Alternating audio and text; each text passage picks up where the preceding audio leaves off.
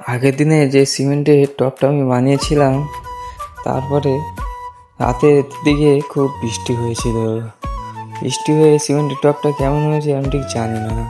তারপরে গিয়ে দেখি টবটা ভালোই হয়েছে।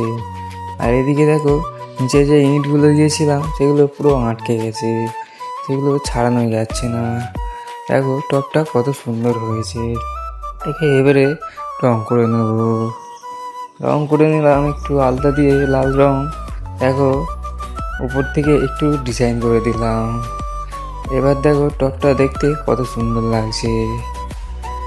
আমার ভিডিও যারা যারা দেখছো সাবস্ক্রাইব করতে ভুলো না। তারপরে ফুলের একটা গাছ লাগাবো বলে এদিকে মাটি একটু খুঁড়ে নিলাম। মাটি একটু খুঁড়ে নিয়ে চলো তারপরে এবারে গাছটা লাগিয়ে দেবো। গাছটা এবারে লাগিয়ে দিয়ে কেমন দেখতে হয়েছে আমাকে কমেন্ট করে জানিও গাইস। আজকে ভিডিওটা এই পর্যন্ত। রাধে রাধে।